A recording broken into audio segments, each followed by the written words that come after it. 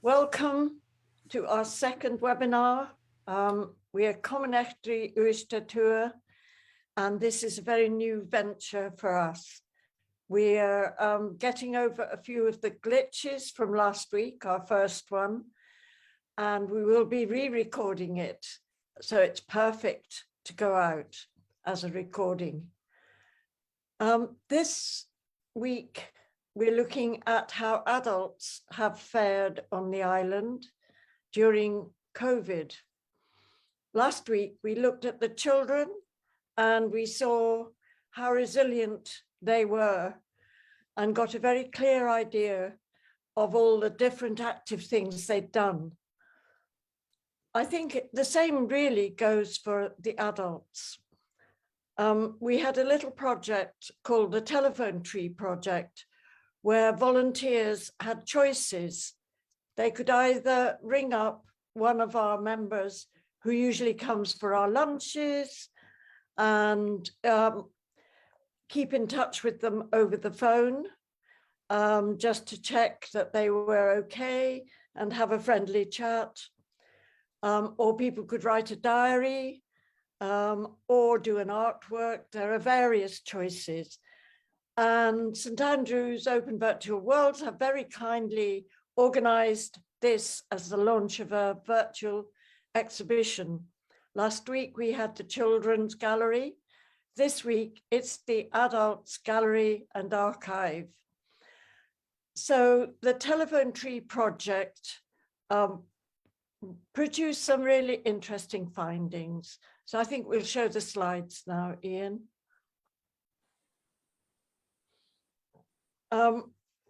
We composed a little book for the project, a booklet with some examples of plagues from the past and how people had responded to them, and offering volunteers in the handbook choices of what they might do. And so the idea is that the telephone tree one day will be a real telephone tree made of paper in a COVID exhibition, but that can't be yet. So here we have the virtual leaves that will eventually be pinned on it. And there are two colors of leaves. The people that we kept in touch with on the phone have given us either one word or a sentence or two. Tonight they're in English, but eventually they will be in Gaelic as well as English. Next slide. So one of the big things was obviously uncertainty about the future. And although we're near the end of the year, I don't think we're in a different position at the moment. Next slide. People have had a tough time. For instance, coping just after bereavement. Many of the people we phoned lived on their own and maybe weren't very mobile or didn't have transport. So it is quite heartbreaking to think of situations like that. Next slide. And the loneliness. That was probably the biggest word we got of them all. Next slide. This is a very expressive comment, one which touched us so much that we've reproduced the whole comment. It felt like a black cloud and always wondering when it would disperse. Time stood still, waiting and watching, just couldn't move it. I think that rings true, very true. Next slide. Knowing one of my children was ill and not being able to help with the grandchildren. The separation in times of need was a consistent theme and quite hard to bear when everyone's instincts are to fly to a loved one in a time of need, but it was impossible to do so. Next slide. Silence speaks for itself. But there were more than one comments about how still everything was, how nothing was moving, how silent it was, how the roads had no traffic on them. Next slide. Not seeing family and friends or being able to socialize indoors during the winter. Yes, there were many, many comments, and we've put some of the comments together into a general category for the purpose of this. Next slide. I was afraid I would fall again and no one would come. My head felt so fuzzy. Some of these are difficult to read out, but bring us smack up into the plight that some of our older people who are living on their own and perhaps not so steady on their feet must be facing day and night. Next slide. Days after days of not seeing people. Next slide. Lack of family visits. Next slide. Missed the choir, the music, the feeling of us all singing together. All those collaborative, cooperative practices and events where we get together and do things joyfully have been missed. Next slide. Going out for walks. Now, the leaves have turned green, which means these are the more hopeful ones. They suggest, just as the children's did, the resilience of everyone here.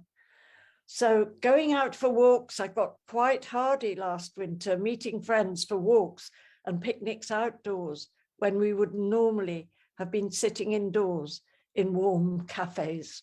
Next slide. Reading, buying new books. A few people mentioned how much they enjoyed being able to have longer times to read. Next slide. My faith helped me, and family, friends, and the telephone. Quite a few people mentioned missing church and missing services. And many of the local ministers and priests helped people in different ways. But the joy that others have reported on being able to meet up again has been a common report back. Next slide. Experimenting with cooking, more exciting, more complicated, healthy meals. People were focusing more on food.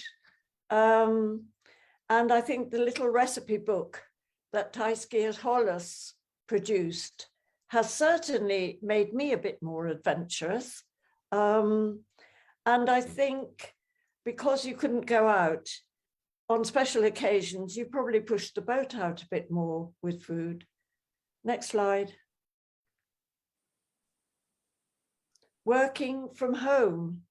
Some people mentioned that they were happy not to have to go into the office or go into places they volunteered, that they didn't have to drive, and they found that they did enjoy working from home and learned new ways of communicating and contacting people. Next slide. Catching up on home improvements.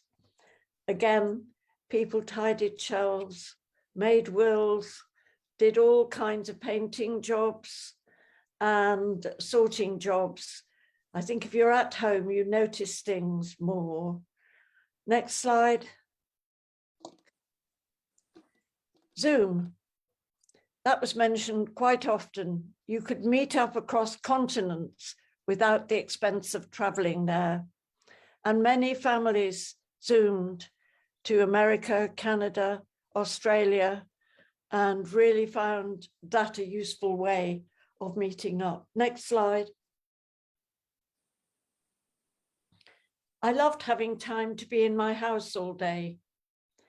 I think people rediscovered their houses, as we saw with the home improvements. I don't think I've done any home improvements, but I quite liked being able to spend more time in my house, even though it's a bit messy. Yes, next one, Ian. Calls from friends, using the telephone like we used to in the old days.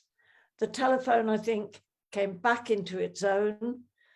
And next slide. The creativity will be shown next week when we look at the craft gallery, because people have sent in photographs of all the different craft projects they've done: knitting, sewing, embroidery, making music, playing an instrument, and so many different craft projects. So as I say, next week, we will be showing 2 more areas of this virtual exhibition, the craft gallery and the Thai Ceilidh and the Ceilidh room. Next slide. Or is that the last one, Ian?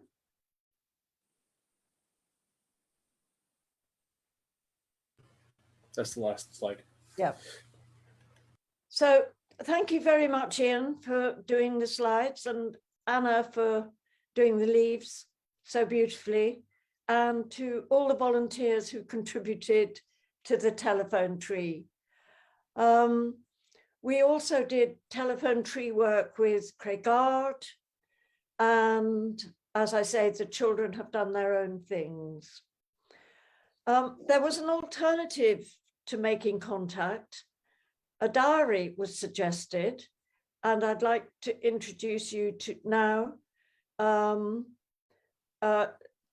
first, I will be introducing you to that, but first of all, one of our trustees who couldn't be here tonight, John Gillis, a retired GP who's still very active in things well-being with Edinburgh University and other places, has recorded a short comment on the statements in the telephone tree. Thank you, John.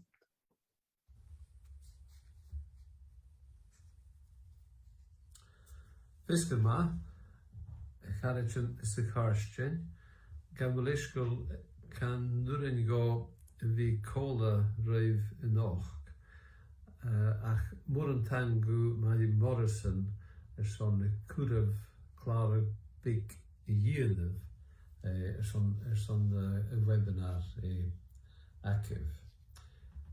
So I'm sorry that I can't be with you tonight, and thanks to Mary Morrison for letting me make a short video which I hope will be useful.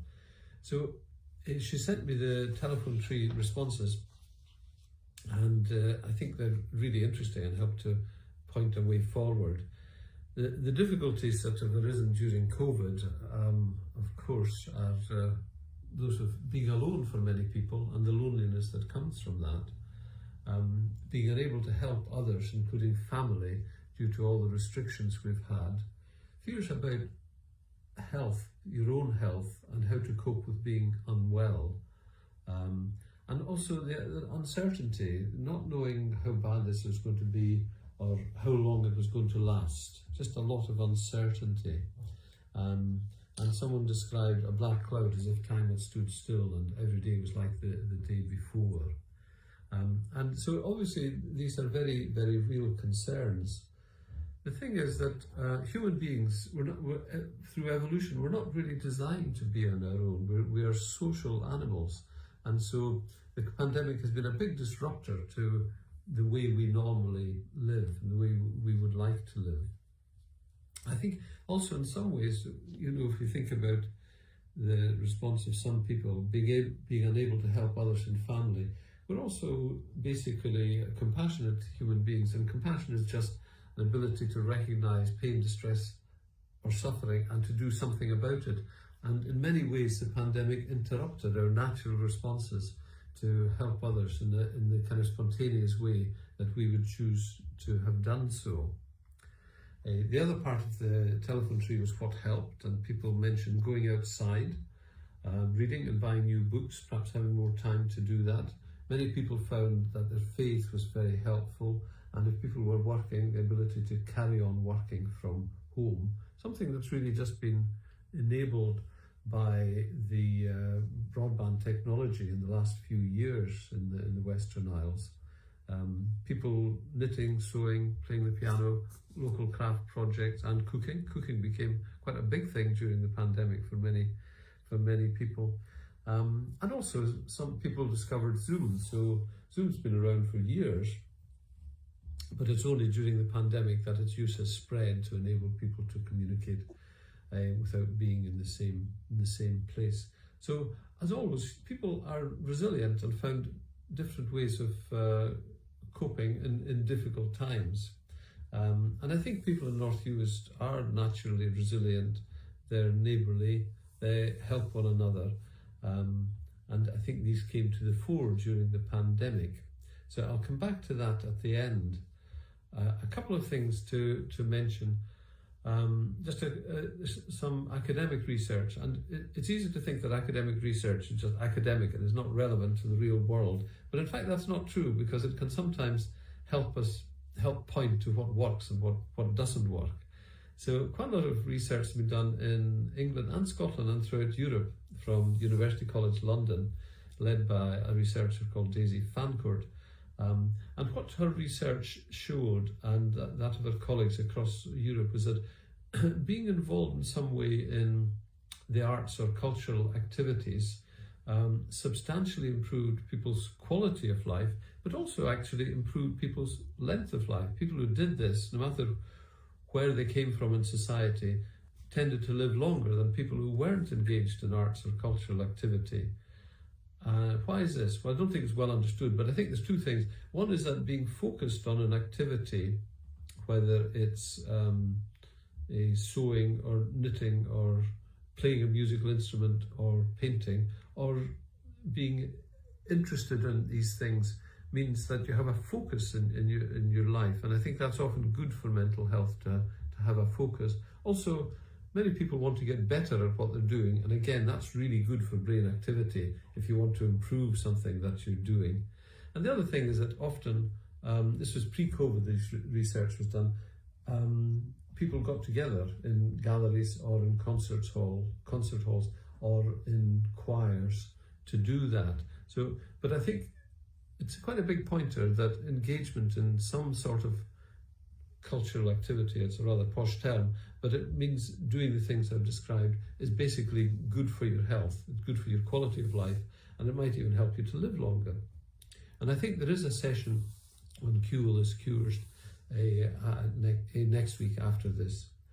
The other thing is to comment on something that Sir Harry Burns, who was the Chief Medical Officer in Scotland, talked about quite a lot. And he said, and I think it's perhaps a Scottish thing particularly, is that we tend to think of, when we tend to have problems either individually or collectively, as we do have in communities and societies with COVID, we tend to think of the problems, and we tend to think of what our community doesn't have, the kind of deficits.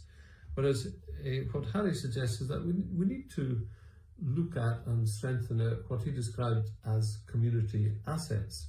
That is the organisations, formal and informal organisations, that help people cope during difficult times. And these can be educational, cultural, language, choirs, and so on. And these are really very important, and they're very often informal and rooted in the community. That's the important thing, that they're rooted. They're not kind of imposed from above, but they're rooted in the community.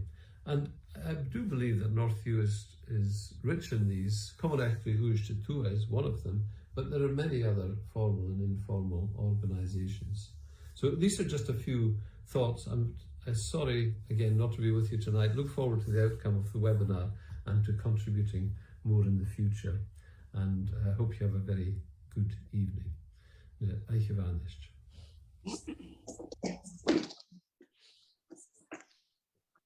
So thank you very much, John. And now the time has come to introduce another trustee. In fact, there'll be two real community assets, as John has just mentioned. Sue Newby is a staunch member of Community, and she has kept the most amazing diary since COVID began, and she's very kindly offered to read some extracts from it. And this is the first step into our written archive, which will be part of the Telephone Tree Gallery. Over to you, Sue, and thank you. Thank you. Today, it's Thursday, 5th of March. It has turned out to be quite a significant day. Over the last few days, I have been listening to the news to a report of an epidemic which had China in its grip. Coronavirus, they called it. How bad can something be which is named after a pop I enjoyed as a little girl? For some reason, this faraway illness has caused the diocese to issue instructions regarding church services. No handshake to pass the peace, no common cup during communion. Sunday arrived and I hoped I'd solved the problem. Individual glasses, and at the peace we just smiled at one another. Felt very odd. But needs must, as they say. As I listened to the news later on, I was to discover that now parts of northern Italy, as well as China, were in lockdown. Creeping closer, it seems. Apparently, the shit has hit the fan, so to speak, with the virus. It's now become a pandemic. The Prime Minister, I don't envy him his job one bit, was on the TV this lunchtime. The plan to defeat the coronavirus, now also called COVID-19, I'm strongly tempted to ask what happened to COVID 1 to 18, but perhaps I shouldn't, is that if you have a high temperature or a new cough, you should self-isolate. Oh yes, and the elderly should not go on cruise ships. Can't afford to anyway, no real problem there. Monday, March the 23rd. The situation throughout the world is getting worse. The Scottish government have told CalMac that they are not to bring tourists to the island. Lockdown has started with a vengeance. Everything has closed down on the island except for food shops. My daughter is doing my weekly shop. I go out once a day to walk the dogs. I am, like many others on the island, socially isolated. By the end of March, I am now feeling I want to listen to less and less about the virus on TV and radio. I listen now only for the latest advice to make sure I'm doing the right thing. But I hear that 2 cases have tested positive on Lewis, creeping ever closer. April 2020. Saturday, the 4th of April, is my 72nd birthday. Cards from friends in Oxfordshire arrived. Lovely to hear from them. Not quite the day I usually plan, though. My daughter and eldest granddaughter came to bring me a card and a present. It was only when I saw my granddaughter get out of the car that I realized just how much I had missed seeing them. I felt my ears tear up, but I managed to hold on. They stood in the cold on one side of the gate, while I stood on the other. So a regulation 2 meters separated us. During the morning, my other children and grandchildren phoned me. So although it wasn't quite the way I usually celebrate my birthday, I felt remembered and loved. Sunday, the 19th of July. Today, I went shopping for the first time in a very long time. 2-metre distancing and a one-way system. The latter saw me walking round the shop several times as I kept going past things on my list. I found it quite a stressful experience. Strange, as shopping has been part of my life all my life. And now here I am trying to work out how to do it and how to talk to people wearing my face mask, which incidentally keeps fogging up my glasses. My first real shopping experience for a very long time. Masked and confused, but I made it. Tuesday, the 18th of August, a red letter day. I took the family out for lunch. We had a really nice meal, but when it came to pay, the government's Eat Out to Help Out scheme kicked in. And to my surprise, the meal was half price. Now that was a lovely and unexpected bonus. So the following week, we went back and had another lovely half price meal. But things seem to be building up here with cases on South Uist and Benbecula. There is a kind of silence settling over the island. People are worried and wondering what they can really do to avoid this plague. All of the people I know have stopped visiting friends. But is that going to be enough if the virus continues to tighten its hold on our islands? The following day, at a commonetary Zoom meeting, almost the first thing I heard was that a case of COVID-19 had been found on North Uist. So now we are really like everyone else. The plague has reached our island.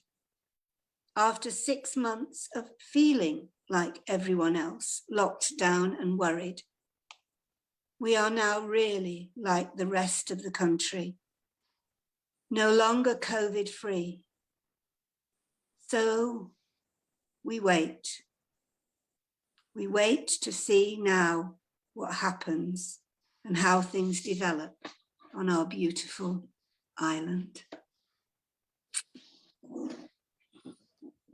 Thank you so much, Sue. That was just evocative of, in snatches, of how this interminable time has been. And the fact that you've kept it throughout is truly amazing. Thank you so much for sharing it with us all. And now we come to another community asset, again of a literary kind. Pauline Prior-Pitt needs little introduction as our resident poet. And I think Pauline's going to talk a little bit about the writing group on North Uist and its contribution to a COVID archive. Thank you, Pauline. Thank you, Mary. Yes, when COVID began, the writing group, which meets once a month on a Saturday morning, we wondered how we would manage to keep together. And to begin with, we didn't. And then we decided that we would try, and at the time, because we didn't know much about Zoom, we used email. And so I would set the exercise the first Saturday of the month. By the second Saturday of the month, everybody had circled to everyone else the writing that they had done. And by the third Saturday, we all wrote comments. And that lasted for quite a while until eventually we went on to Zoom. And some of the exercises that I set were just the ordinary kind of exercises, but others were to do with COVID. In particular, remembering that certain words had suddenly got a different meaning. Words like test, trace, mask, wave. And so we started to incorporate these words into our writing. And by the end of the year, we had actually produced a pamphlet which one of our members, Kirsty O'Connor, put together for us, and we had it printed, and we've been selling it at Tai Kursava. And we even managed to have a launch on Zoom. And since we got, au fait with Zoom, we've been holding our poetry evenings and our writing group meetings on Zoom. And they were very successful. But last month and this month, we actually have started to meet in person. And it does make you realize just how much we depend on being together, being able to look each other in the eye, look for signs on people's faces that maybe you don't always see so much on Zoom, but you do when you're actually together.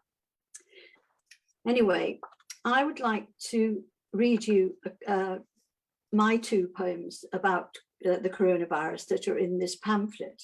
And it's very interesting listening to you talking about the telephone tree, because the first poem I wrote during COVID was one called Distance, about how welcome a telephone call was. So the poem is called Distance. Thank you for calling, you say. You sound so formal, I laugh. But you are serious. Our phone calls make all the difference. And the caress in your voice reminds me that this is all we possess of each other just now. How precious your voice is. And the other one,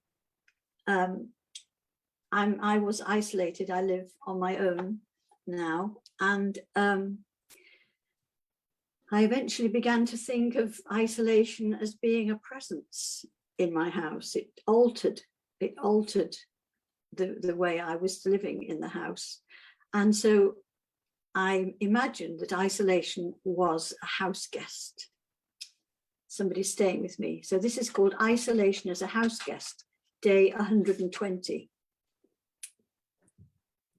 I used to think I was an early riser, but she's here when I wake up, staring me in the face like I can't see her. She leans on my shoulder when I'm writing, imitates me on the phone, follows me into the sitting room, lies on the sofa as if she belongs here. And she thinks it's all right to interrupt my reading. I leave her at home when I go to the beach. She doesn't know how silver sand curves beside the sea for miles, reflecting blues, how no one else is here, and I can stand at the edge of the waves in the wind, breathing out to indigo on the horizon. As soon as I get back, she's beside me. When I take off my boots, when I hang up my coat, when I wash my hands at the sink. She opens the white wine well before 6 and makes me stay up until after midnight, which I would never normally do. No one seems to know how long she will be staying, and I'm afraid to ask. The wet, windy grey days are the worst.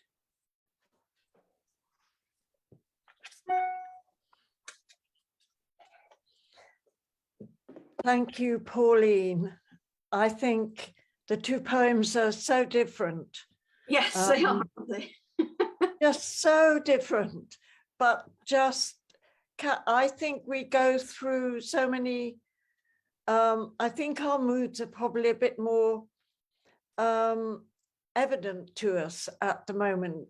I think we possibly feel things a bit more deeply because there's more time to feel things. And I thought that it was sheer genius to see your isolation as a guest and an alter ego to this Yes. passage through time. Yes, yeah. Um, Yeah, because it has been a very and I think you're right. We have had the time to examine our feelings mm, and to be more aware, perhaps more in touch with ourselves. mm. Anyway, there we go. So, well, thank you to all the contributors tonight. I think you'll see the children did magnificently last week, but I think the adults ain't doing too bad either. We are quite hardy, and I think the island helps us considerably. I think we're very lucky to be here and to live here. And next week's, we go on to the Cayley room and the craft gallery. It will just be sheer music and knitting and painting. And this is just a launch. Anyone watching or hearing about this can still contribute. COVID is with us. We are still collecting things for the archive, and one day we will actually have an exhibition. So as a taster for next week, you're going to hear Morag Nicholson singing a song, one of the two songs from Borere, the island that she and I both have links to, singing in the traditional US Borere style. So thanks to St Andrews, thanks to everyone in Common Estuary for their wonderful contributions, and Morag will sing us out. Aichiva.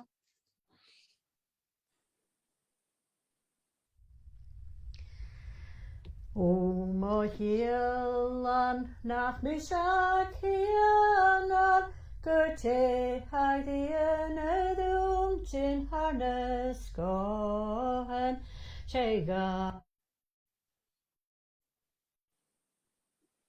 Ak fo hish me hook boyer minchen Biemek mi la fo hier la morviaun Get har an kuvet Goboioch flurach Sundulach uret Na kruve noga Shen hillen ishel Gleat von hire sjo Skirmische kain nach eden koni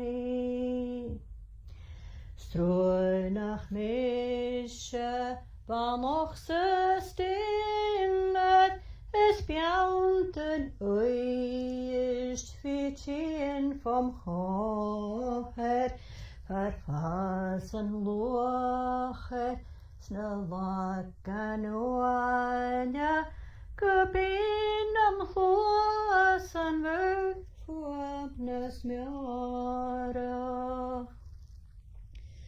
Hi min draste Gachruches bargan Hamurs gut havet En draie kronan Ha kraues kudig monne frujan Samisch astunishkun 100 åren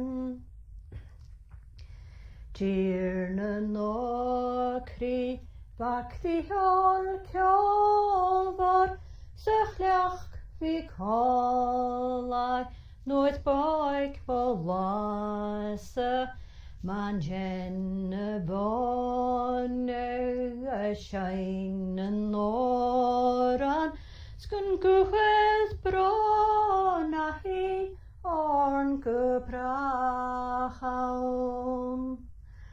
Haloch mo hinni tu halnelinni het mische hast doguyist voyach ha immer saure wolfar mo chaunese von jat me hauliat se glaune konni